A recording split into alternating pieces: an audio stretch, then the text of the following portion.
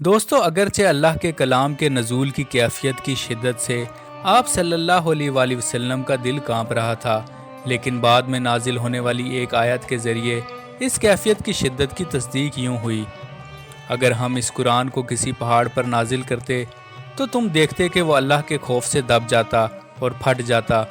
جس روحانی کیفیت سے متاثر ہو کر آپ صلی اللہ علیہ وآلہ وسلم نے پکارا تھا، مجھے اوڑھ لو، مجھے اوڑھ لو، یہ کیفیت کبھی کبھار اب بھی آپ صلی اللہ علیہ وآلہ وسلم پر طاری ہو جاتی۔ ایک رات جب آپ صلی اللہ علیہ وآلہ وسلم اپنی چادر میں لپٹے ہوئے لیٹے تھے، اسی تنہائی میں اللہ کا حکم نازل ہوا، جو اپنے انداز میں نہایت سخت، با اثر، عمل پر زور دینے والا اور فوری عمل کا مطالبہ کرنے والا تھا۔ حکم دیا گیا، اے چادر میں لپٹنے والے، اٹھو اور لوگوں کو خبردار کرو، اپنے رب کی بڑائی بیان کرو، اپنے کپڑے پاک رکھو اور گندگی سے دور رہو۔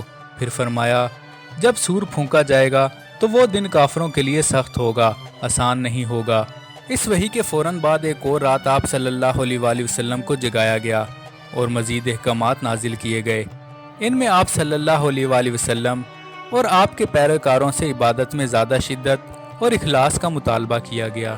آپ صلی اللہ علیہ وآلہ وسلم کے اس شعور کی بھی تائید کی گئی کہ جلد ہی آپ پر بہت بڑی ذمہ داری ڈال دی جائے گی۔ فرمایا گیا، اے چادر میں لپٹنے والے، رات کو نماز میں کھڑے رہا کرو، اگرچہ کچھ کم، آدھی رات، یا اس سے کچھ کم یا کچھ زیادہ، اور قرآن کو ٹھہر ٹھہر کر پڑھو، ہم تم پر ایک بھاری کلام نازل کرنے والے ہیں۔ دوستو، اسی صورت میں یہ حکم بھی موجود ہے، اپنے رب کے نام کا ذکر کرو اور تمام تعلقات توڑ کر صرف اسی کے ہو جاؤ۔ وہی مشرق اور مغرب کا مالک ہے، اس کے سوا کوئی معبود نہیں، بس تم اسی کو اپنا کارساز بنا لو۔ اس کے علاوہ کچھ مزید آیات بھی نازل ہوئیں جن کا انداز نرم اور لطیف تھا۔ ان آیات سے رسول اللہ صلی اللہ علیہ وآلہ وسلم کو اعتماد اور دل کو سکون حاصل ہوا۔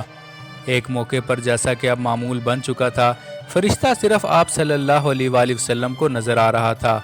فرشتہ آپ صلی اللہ علیہ وآلہ وسلم سے یوں مخاطب ہوا، ختیجہ کو ان کے رب کی طرف سے سلامتی کی خوشخبری دے دو۔ رسول اللہ صلی اللہ علیہ وآلہ وسلم نے حضرت ختیجہ رضی اللہ تعالی عنہا سے فرمایا، اے ختیجہ، یہاں جبرائیل علیہ السلام موجود ہیں، وہ تمہیں تمہارے رب کی جانب سے سلام بھیج رہے ہیں۔ جب حضرت ختیجہ رضی اللہ تعالی عنہ کو کلام کا حوصلہ اور الفاظ ملے تو انہوں نے جواب میں عرض کیا، اللہ تعالیٰ ہی مکمل سلامتی ہے، سلامتی اللہ تعالیٰ کی طرف سے ہے، اور جبرائیل علیہ السلام پر میرا سلام ہو۔ رسول اللہ صلی اللہ علیہ وآلہ وسلم پر وحی نازل ہونے کے بعد صحابہ کرام رضی اللہ تعالیٰ عنہ نے بھی اسی طرح اپنی عبادت کو لازم کر لیا۔ وہ بھی رسول اللہ صلی اللہ علیہ وآلہ وسلم کی طرح رات بھر عبادت میں مصروف رہتے اور بیدار رہتے۔ جہاں تک معمول کی عبادت کا تعلق ہے، وہ لوگ نہ صرف وضو کے پابند ہو گئے تھے بلکہ پوری کوشش کرتے تھے کہ ہر قسم کی ظاہری اور باطنی نجاست سے پاک رہیں۔ جو کچھ قرآن کی صورت میں وحی کی شکل میں نازل ہو چکا تھا، وہ اسے یاد کر لیتے تاکہ نماز میں اس کی تلاوت کر سکیں۔ اب وحی کا نزول کثرت سے ہونے لگا تھا۔ جو کچھ بھی آپ صلی اللہ علیہ وآلہ وسلم پر نازل ہوتا، فوراً صحابہ تک پہنچا دیا جاتا اور وہ اسے اپنے سینہ بسینہ دوسروں تک پہنچاتے، یاد کرتے اور تلاوت کرتے۔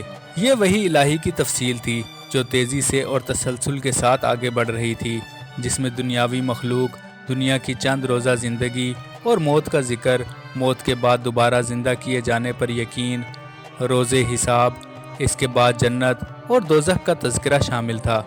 جب دشمن قریب نہ ہوتے تو مومنین ایک دوسرے کو انہی الفاظ کے ذریعے خوش آمدید کہتے جو حضرت جبرائیل علیہ السلام نے آپ صلی اللہ علیہ وآلہ وسلم کو سکھائے تھے کہ جنت الفردوس میں اہل ایمان ایک دوسرے کو السلام علیکم کہہ کر ملتے ہیں اور جواب میں وعلیکم السلام کہا جاتا ہے۔ نازل شدہ آیات جو برکت، شکر اور شکر گزاری سے متعلق تھیں، ان کا صحابہ کی روزمرہ زندگی پر گہرا اثر پڑا۔ قرآن کریم کے نزدیک شکر ادا کرنا بہت ضروری ہے، اور شکر ادا کرنے کا بہترین کلمہ الحمدللہ رب العالمین ہے۔ بندگی کا تقاضا ہے کہ بسم اللہ الرحمن الرحیم کہا جائے۔ ہر سورت کا آغاز اسی آیت سے ہوتا ہے، سوائے سورت توبہ کے جو اس وقت تک نازل نہیں ہوئی تھی۔ سنت رسول صلی اللہ علیہ وآلہ وسلم پر عمل کرتے ہوئے صحابہ کرام تلاوت قرآن پاک اسی آیت سے شروع کرتے تھے۔ اور اس آیت کا استعمال اس قدر عام ہو گیا تھا کہ دنیاوی ہر کام کے آغاز سے پہلے قرآن کی اس آیت کو برکت کے لیے پڑھا جانے لگا۔ دوستو، مزید ویڈیوز کے لیے چینل کو سبسکرائب کریں۔